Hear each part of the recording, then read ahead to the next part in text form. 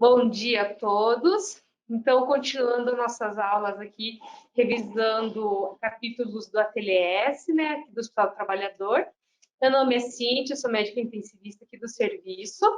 E hoje quem vai apresentar sobre esse importante assunto é a Rebeca, ela é R1 da cirurgia geral aqui do Hospital do Trabalhador.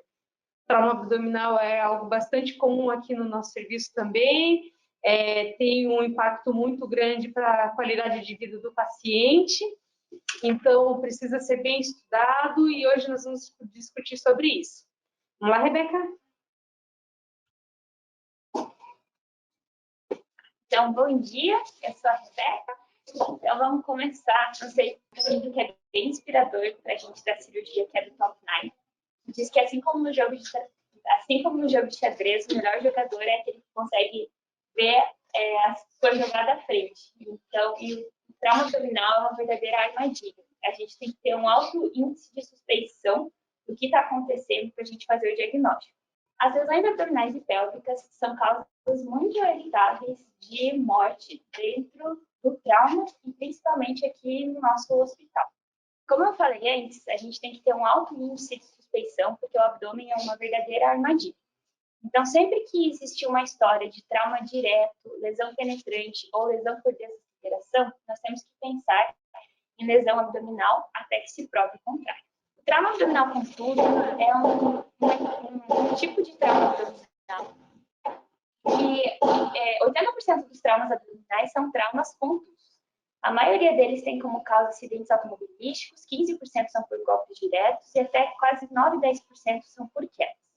Desses, o maior órgão que acaba sendo lesado é o baço, com até 55% de lesão, o fígado vem em segundo lugar, com 45%, hematomas retroperitoneais em terceiro, com 15%, lesões de delgado e mesentério, com até 10% de incidência. Para a gente revisar um pouquinho a anatomia do abdômen, nós temos que ter em mente que a parte inferior do abdômen é aquela que engloba a linha entre os mamilos e a porção, esse quadrante inferior das costelas, tá? Indo até a porção posterior e porção inferior das escápulas. Nessa região, a gente tem órgãos como o fígado, o baço, e durante a expiração profunda, é importante a gente destacar que o diafragma ele pode subir até mais ou menos o quarto espaço intercostal. Então, fraturas de costela eventualmente podem fazer lesões perfurativas de órgãos intraabdominais. A parte do flanco compreende ali a porção entre as costelas inferiores até a espinha ilíaca, dos dois lados, entre a linha axilar anterior até a linha axilar posterior. E a parte posterior, que é o nosso dorso, acaba englobando órgãos retroperitoneais. Esses órgãos retroperitoneais acabam, a lesão desse tipo de órgão acaba sendo de diagnóstico muito mais difícil, porque eles não fazem irritação peritoneal e também porque no FET não vai ter líquido livre acumulado, que dificulta o nosso diagnóstico. E por isso que o índice de suspeição desse tipo de lesão tem que ser mais alto. Trauma abdominal é importante a gente sempre entender qual que foi o mecanismo de lesão. E são 3 principais mecanismos: o sangramento, a penetração e a explosão.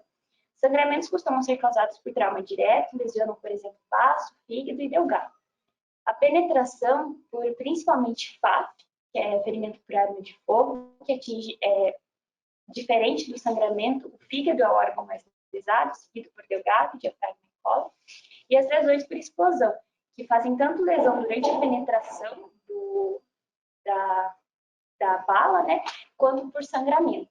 Tá? Aí na primeira foto tem uma lesão que é por sangramento, né, que é um trauma direto, que tem a lesão do cinto, a marca do cinto de segurança. E ali a gente tem que dar para ver na segunda foto uma lesão de delgado e de mesentério por principalmente contusão. Bom, aí agora eu vou ter que chegar mais pertinho para conseguir ler. Mas assim, aqui basicamente a gente tem que entender que o trauma abdominal é importante a gente sempre entender qual que foi a história para entender o mecanismo. Aqui é uma lesão por facada, né, que costumam atingir principalmente o fígado, intestino delgado, diafragma e cólon, nessa sequência de incidência. Quando chega um paciente desses, então, como eu destaquei durante toda a apresentação, a gente tem que ter bem claro qual que foi a história, qual que foi o mecanismo de trauma. Passado disso, a gente vai para o ABCD do trauma, sendo que como toda a TLS. E uma coisa que eu queria destacar sempre, que depois que a gente termina o nosso ABCDE, sempre voltar a cobrir o paciente. Daí, principalmente pensando no paciente que chegou essa madrugada, por exemplo, no site, está muito frio. E a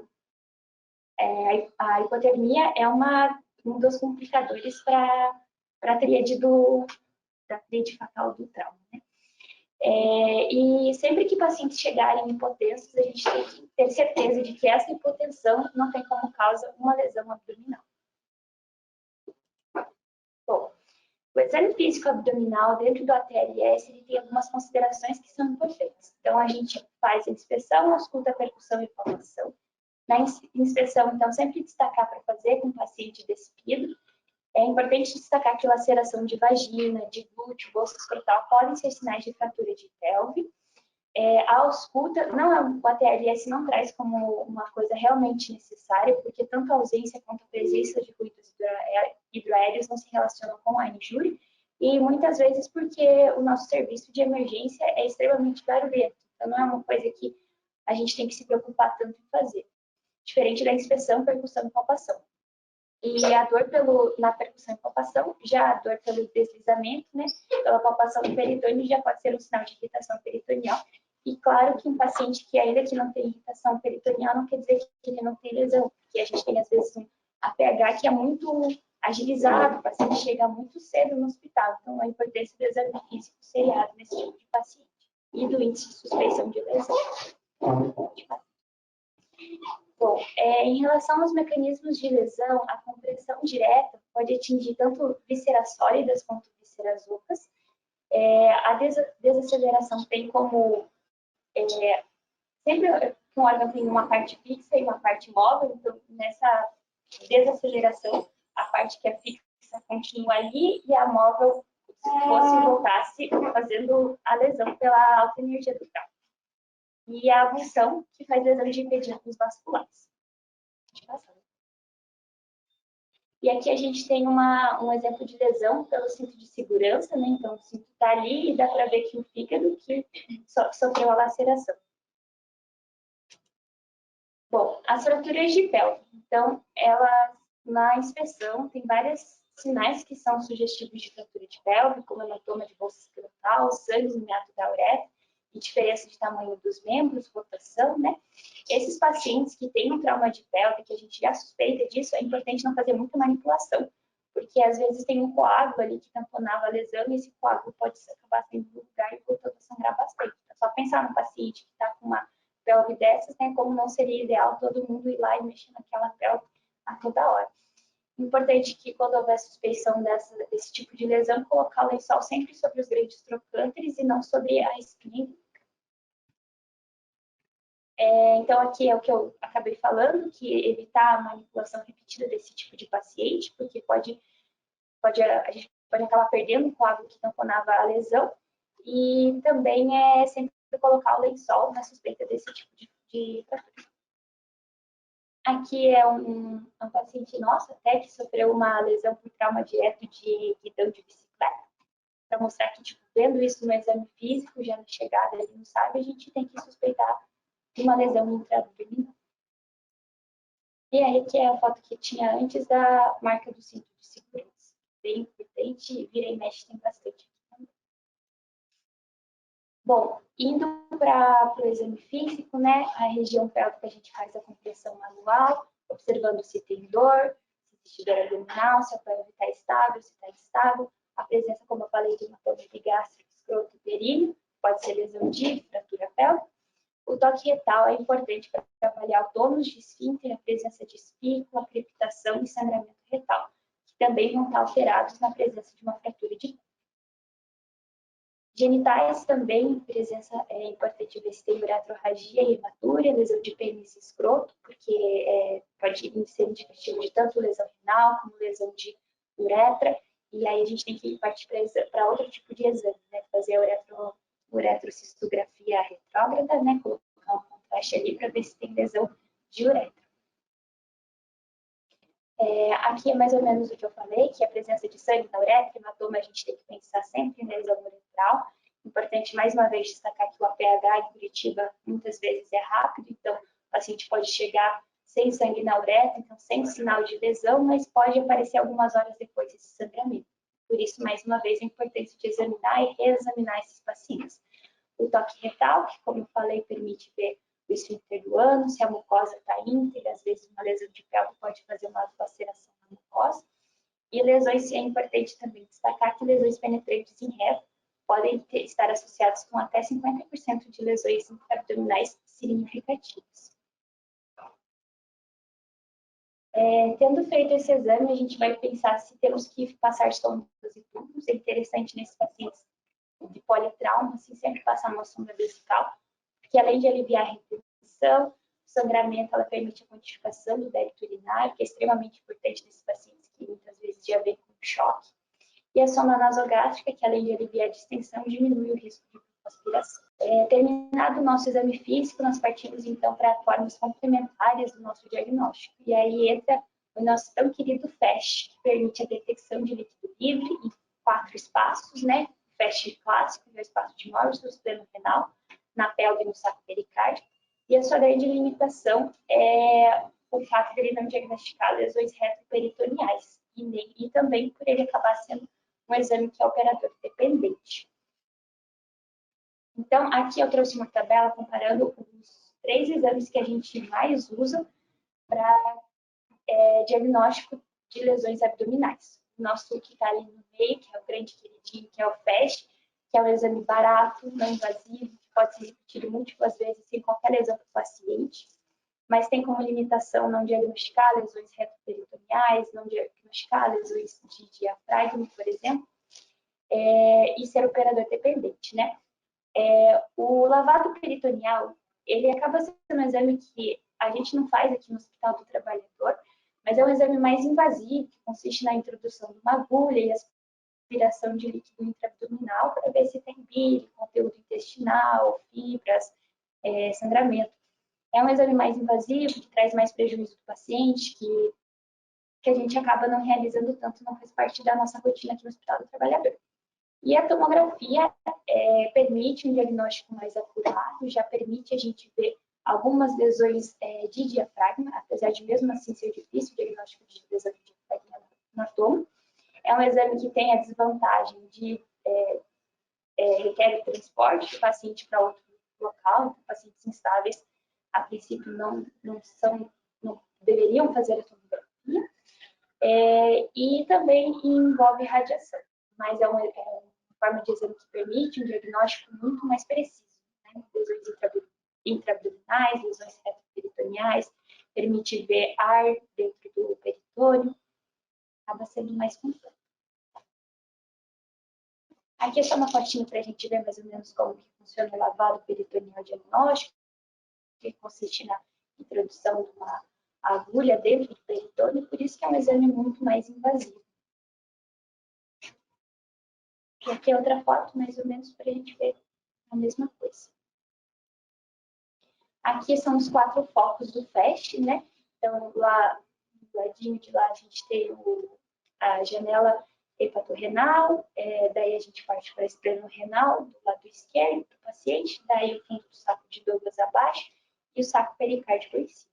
Hoje, aqui no HT, a gente acaba fazendo o EFAST também, que a gente estende para o tórax, procura hemopneumotórax, né, ver se tem deslizamento adequado de pleura. E aqui um exemplo de FAST positivo no espaço hepatorrenal, que ali é a presença dessa imagem escura, né, que é a presença de líquido livre entre o fígado e o rim. E outro exame que acaba se destacando no trauma abdominal é a laparoscopia, que é interessante para pacientes que têm suspeita de lesão de diafragma, porque o diafragma é um órgão que acaba sendo muito difícil de ver nesses outros exames, incluindo na tomografia.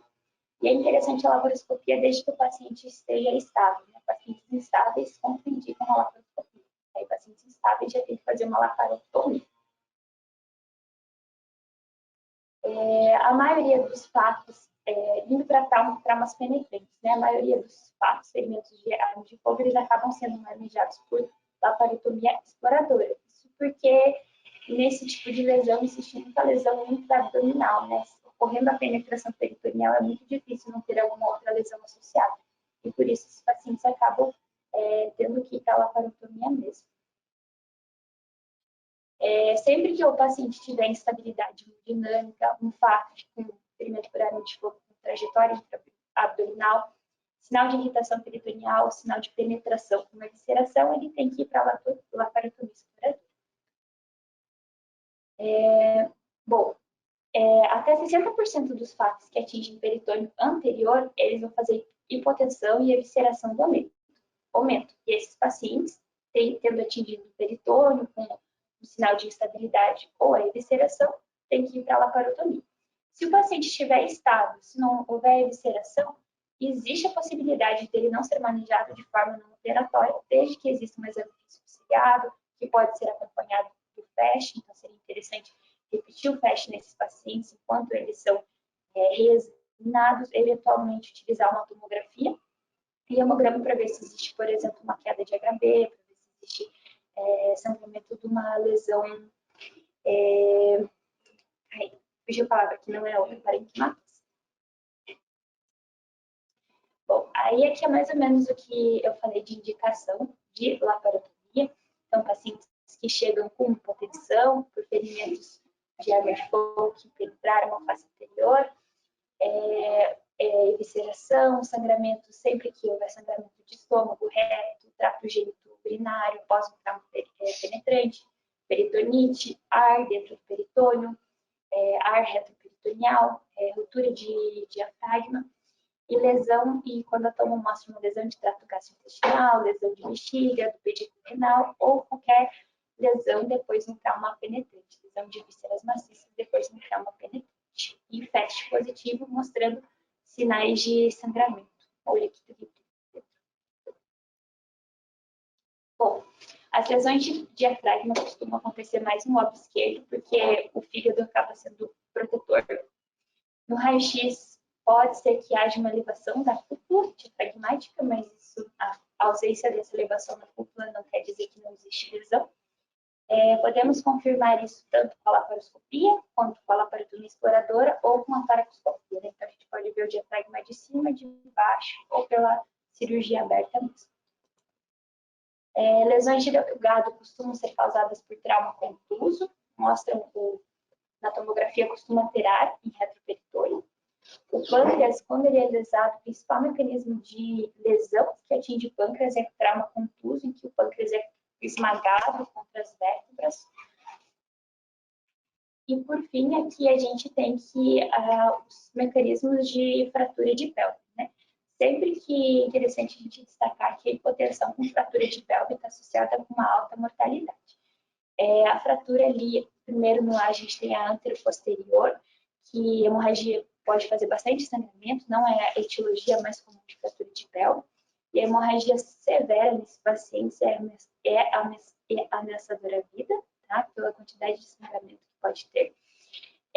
A fratura do tipo B por compressão lateral costuma fazer bastante lesão de bexiga e uretra devido à rotação interna do quadril.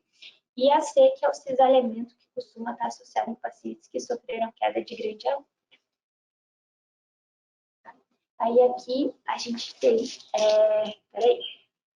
só a pelve, né, antes de colocar o lençol e depois de ter sido colocado o lençol para estabilização da pelve, para mostrar o quanto realmente é uma coisa simples de ser feita e quanto ela muda bastante.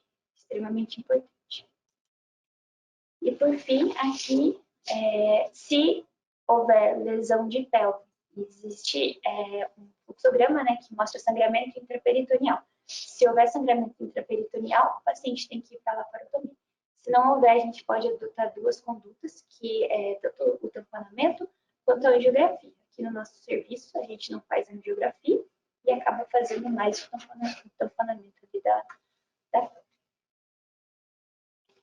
E aqui é um fluxograma, tá meio ruim de ver, mas é basicamente... eu acho que eu vou chegar mais pertinho para explicar certo.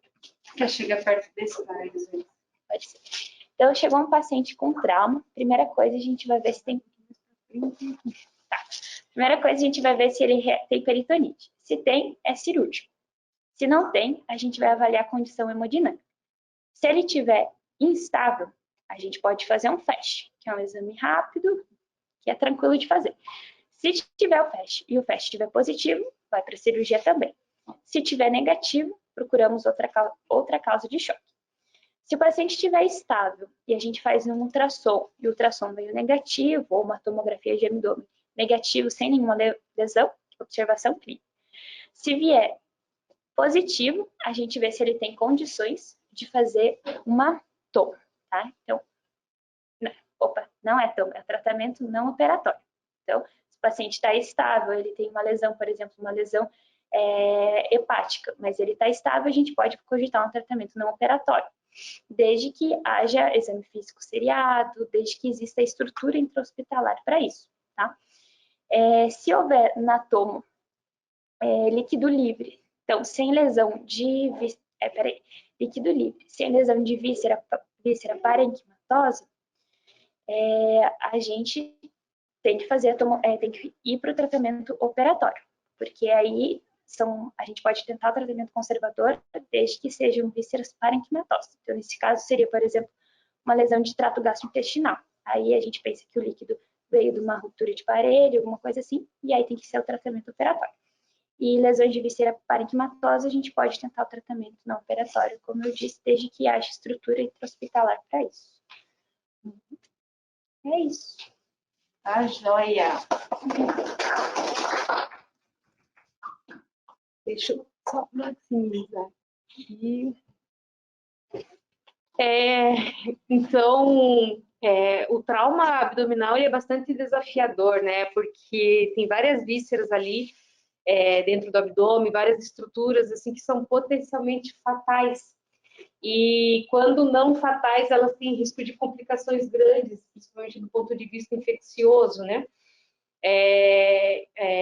Aqui no nosso serviço, a gente costuma receber pacientes que vêm do centro cirúrgico, do pós-operatório de uma laparotomia exploradora, em que é feitas medidas ali para contenção de sangramento, mas também pacientes que tiveram um trauma contuso do abdômen e que a conduta é uma conduta expectante. Ele tem uma lesão hepática, grau 2, 3 ou 4, uma lesão esplênica, grau 2, 3, às vezes até o 4, e que o paciente está estável, mas ele precisa ser observado mais de perto. E daí, o melhor ambiente para isso acontecer é na UTI, que daí a equipe consegue detectar precocemente alguma alteração dos dados vitais, algum sinal de alerta que nos leve a pedir uma reavaliação do cirurgião.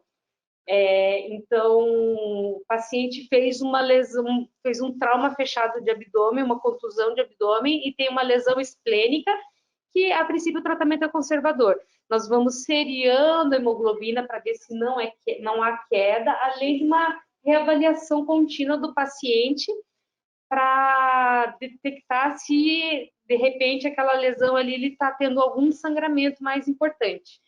Se tiver sinais de sangramento, o cirurgião é acionado e esse paciente, conforme a avaliação dele, é levado para o centro cirúrgico e acaba tendo que fazer a esplenectomia. Mas se ele permanece estável por 24, 48 horas, a gente mantém ele mais restrito ao leito e fica observando, ele possivelmente não vai necessitar de uma cirurgia nas 48 horas seguintes. É bem difícil isso acontecer. Isso quando ele tem alguma intercorrência que precisa operar, migrar do tratamento conservador para um tratamento cirúrgico, isso acontece nas primeiras 48 horas, geralmente, do trauma dele. Mesma coisa para o fígado, lembrando que o fígado também, além de sangramento, pode ter extravasamento de bile para dentro da cavidade abdominal e às vezes pode fazer uma coleção de bile dentro da cavidade e essa bile pode infectar e o paciente evoluir com sinais infecciosos, né? Então faz o que a gente chama de bilioma infectado, aí junto com a avaliação do cirurgião, paciente estando estável, vai para a tomografia para avaliar alguma coleção mais localizada, eventualmente pode ser feito uma drenagem percutânea guiada por ecografia ou até mesmo pela tomografia dessa coleção, para fazer cultura e a gente guiar o antibiótico conforme a cultura. E isso, então, naquele paciente que teve uma lesão hepática e que inicialmente estava estável para poder fazer um tratamento conservador. Isso é bastante comum de acontecer também. Diferente tem aquele outro paciente que chega muito grave, já chega instável, e a abordagem dele começa já no pronto-socorro e já é levado em seguida para o centro cirúrgico, onde é feita a laparotomia exploradora. A gente recebe muito esses pacientes no pós-operatório de uma laparotomia exploradora, mas de controle de danos. Isso é algo assim que transformou o trauma, principalmente no abdômen. Desde que o conceito de controle de danos começou, a gente vê assim uma diminuição da mortalidade dos pacientes por causa dessa medida. Qual que é o objetivo dela? É identificar o foco do sangramento, estancar esse sangramento no máximo que puder, mas você não vai fazer reconstrução de estruturas, porque isso é uma medida que demanda uma estabilidade do paciente, porque é algo que você precisa de tempo para fazer, e o paciente não tem tempo, ele precisa ser estabilizado. Então, você estanca o sangramento, por exemplo, fez lá uma laceração importante do fígado, ele está sangrando e o paciente está chocado. Então, enquanto está fazendo a ressuscitação volêmica, na laparotomia, eles identificam as lesões sangrantes, o que der para suturar, sutura, o que não der, vai tamponar com compressas estéreis mesmo. Faz o tamponamento do fígado, por exemplo, o empacotamento do fígado, e daí confecciona a peritoniostomia, que pode ser a vácuo, aí depende da disponibilidade de material do serviço, ou pode ser simples mesmo com plástico estéreo sobre a cavidade abdominal. A peritoniostomia ela é importante para a gente, porque além de, para nós, né, intensivistas lá no pós-operatório, eu consigo acessar o aspecto da víscera, eu consigo ver se está bem perfundido, se está tendo um novo sangramento, e a gente aciona a equipe da cirurgia geral a qualquer detecção de problemas que sejam identificados ali na hora. É preferível receber um paciente nessa condição com a peritoniostomia, a gente continua o manejo de ressuscitação volêmica dentro da UTI, geralmente com transfusão de hemocomponentes, e mantém esse paciente sedado, mantém ele em jejum, mantém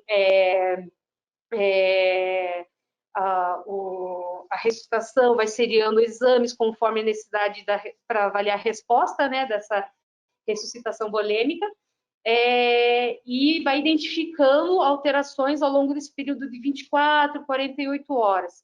48 horas, mais ou menos, é o tempo que a gente leva para reabordagem aqui no hospital. Então, o paciente estando mais estável, ele volta para o centro cirúrgico, aí sim, para uma cirurgia com mais detalhada, explora outras regiões do abdômen que não puderam ser exploradas na primeira cirurgia porque o paciente estava muito instável. Agora, mais estável, a gente tem tempo de fazer isso em campo. Às vezes detecta lá umas lesões de delgado, precisa fazer uma enterectomia com uma enteroanastomose. Essa é uma cirurgia que leva um pouquinho mais de tempo para fazer e não é adequado fazer quando o paciente está instável, porque o risco também de fazer uma deiscência da anastomose quando o paciente está mal perfundido é maior. Então, no trauma, para a gente, assim, isso é visivelmente percebido, assim, na era pré-trauma dos pacientes do pós-operatório na UTI e o pós-peritoniostomia, na verdade, a gente percebeu uma melhora do prognóstico desses pacientes de forma bem importante. Um capítulo à parte, né, o controle de danos na traumatologia, mas é extremamente importante. E esse conceito de controle de danos do abdômen também acabou se estendendo para outras lesões. Hoje a gente tem controle de danos até para lesões vasculares de membros. Eles fazem uma reperfusão, meio controle de danos ali, quando o paciente estabiliza, e depois eles vão fazer daí a ponte com safena reversa ou com outro tipo de material mais específico. Mas, notadamente, com o controle de danos, nós ganhamos tempo para estabilizar o paciente, para depois fazer a cirurgia que ele necessita de correção e tudo mais. é bastante impactante, assim, na mortalidade desses pacientes, né? Fazer esse controle de danos. Realmente fez muita diferença. E esse manejo que começa lá no APH, em Curitiba, realmente, não é exagero elogiar o atendimento pré-hospitalar, porque ele começa com equipes muito experientes no atendimento ao paciente politraumatizado, e isso tem um impacto muito importante. Ele já vem do APH com a ressuscitação volêmica iniciada, alguns deles já vêm o uso de transamin, que a gente viu que tem benefício para o paciente que está com choque hemorrágico. Então, eles começam já essas medidas. Aqui chega no pronto-socorro, elas são continuadas, essa ressuscitação volêmica, buscando manter uma pressão adequada, mas não demasiadamente elevada a ponto de causar mais sangramento, enquanto o foco do sangramento não esteja controlado. Então, existe aquela hipotensão permissiva que é necessária no trauma, né? Mas depois que o foco é controlado, a gente pode liberar um pouquinho mais, buscar uma pressão um pouco mais elevada. Mas uma PM acima de 65 é sempre desejável. E depois a gente também tem as lesões de vísceras ocas, né? Que elas são importantes porque elas, além do sangramento, existe extravasamento de conteúdo para dentro do peritônio e que pode acarretar depois um quadro, uma coleção, um foco de infecção, né? Que precisa ser tratado. É muito importante que nós, intensivistas, que recebemos um paciente vindo do centro do trauma, né, do centro cirúrgico, a gente entenda o mecanismo do trauma, as lesões esperadas para aquele tipo de mecanismo, o que foi feito desde a chegada do paciente, a gente precisa buscar isso, e né, de medida de ressuscitação e de tratamento efetivo, e a evolução do que aconteceu na cirurgia também. Porque tudo isso vai nos, como você colocou naquele primeiro slide, né? Você precisa estar um passo à frente. Então, eu tenho que estar preparada para as eventuais complicações que aquele paciente pode vir a ter. Então, dependendo do tipo do trauma, a lesão que foi abordada, ele tem uma lesão de delgado e precisou fazer uma anastomose, foi feita. Então, é ali que eu vou pensar, puxa, se ele piorar nos próximos dias, pode ser uma deiscência da anastomose dessa lesão. Então, você tem que estar com a cabeça preparada para as complicações possíveis que podem vir. Fraturas de pelve em livro aberto, como a Rebeca mostrou ali, elas são muito graves, tem o potencial mesmo de causar o óbito, um sangramento difícil de estancar, se você demorar para agir. Se você amarra a pelve com lençol da forma adequada, aproximando ali e estancando o sangramento, estabilizando o paciente, ele pode ir para a UTI para a gente estabilizar o quadro dele, depois das outras lesões que ele apresenta, e depois de estabilizado, ele volta para o centro cirúrgico e a equipe da ortopedia daí vai fazer o tratamento cirúrgico dessa fratura. Então, amarrar com o lençol já é o suficiente para manter ele estável. Agora, se deixar em livro aberto, esse paciente vai sangrar, consumir fatores de coagulação e pode apresentar um quadro de CIVD que a gente perde o controle e ele acaba falecendo. Então, assim, a pelve tem essa complicação, né, tanto de sangramento imediato que pode levar o paciente a óbito, e as estruturas ali adjacentes que podem ser prejudicadas, perfuradas com as fraturas ósseas. Deixa eu ver, acho que alguma coisa que vocês lembrem para a gente discutir, comentar. Doutor Álvaro está aí presente, gostaria de falar alguma coisa, doutor? Bom dia, como é que vai? Tudo bem, Cíntia? Tudo bem, doutor. Senhor? Só parabenizar você, a Gabriela, pela aula, mais uma vez, né? E bacana ver vocês que vocês estão reunidos aí e nós estamos à disposição para poder ajudar vocês naquilo que for necessário, tá bom? Tá bom, muito obrigada, doutor. Obrigado. Eu aprendo mais com vocês do que vocês podem aprender comigo em trauma. Então, obrigado. Imagina. Pessoal, acho que vocês têm alguma dúvida, alguma coisa que vocês queiram perguntar? É um paciente apaixonante, gente. Eu gosto muito desses pacientes, assim, é um desafio, é difícil, do tempo em que a gente tinha uma ressuscitação volêmica assim, muito baseada no cristalóide e menos no hemocomponente, nós tínhamos um problema de um paciente que era extremamente edemaciado. Nós perdíamos muitos pacientes por choque hemorrágico e que fazia coagulação intravascular disseminada. Por quê? Porque não eram repostos os fatores de coagulação, esse paciente continuava sangrando, estava edemaciado, estava acidótico, estava hipotérmico, e ele morria muito facilmente, assim, nos dias subsequentes. Era feito atendimento, eram feitas as cirurgias, ele vinha até em peritoneostomia já para UTI, mas a gente não tinha essa cultura, a gente, assim, o atendimento ao politraumatizado, não tinha essa cultura de fazer ressuscitação com sangue como a gente faz hoje. E isso faz a diferença para esse paciente. Então, ele vinha bastante demasiado, era um paciente que viu a peritoneuristomia e depois que estava estável, aquele que sobrevivia, não conseguia fechar por conta do edema. A aponeurose, ao longo do tempo, vai se retraindo e a gente não conseguia reaproximar para fechar a parede do abdômen do paciente. E muitos deles a gente tinha que assumir que ia cicatrizar por segunda intenção, o que é um problema para esse paciente, porque ele pode fazer fístula intercutânea, e isso é bastante grave, compromete a qualidade de vida, ele tem uma mobilidade diminuída, porque afinal de contas as alças estão expostas, né?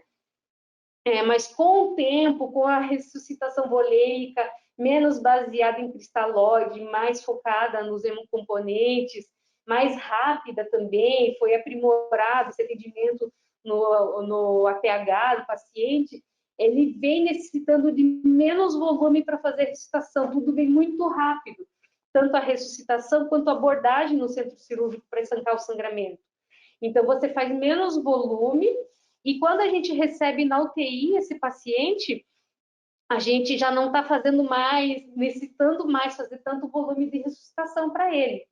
Eventualmente, ele ainda está instável, ele já vem com alterações que indiquem uma hemodiálise, por exemplo, de emergência, e às vezes a gente já faz até hemodiálise nos dias subsequentes, tirando o volume, pensando no fechamento da barriga do paciente, para poder propiciar isso.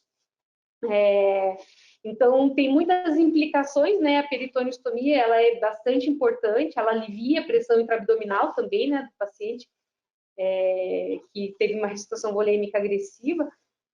Às vezes, ela é necessária até para resolver um problema de síndrome compartimental abdominal, mas realmente ela transformou a evolução dos pacientes no trauma. Acho que era isso mais que eu tinha lembrado agora para comentar com vocês. Doutor, mais alguma coisa que o senhor queira? Certinho? Então, gente, Obrigado. por hoje acho que é isso, né? A gente vai encerrando. Obrigada, doutor Álvaro. Obrigado a vocês. Obrigado, Cíntia, Gabriela. Obrigada. Até mais.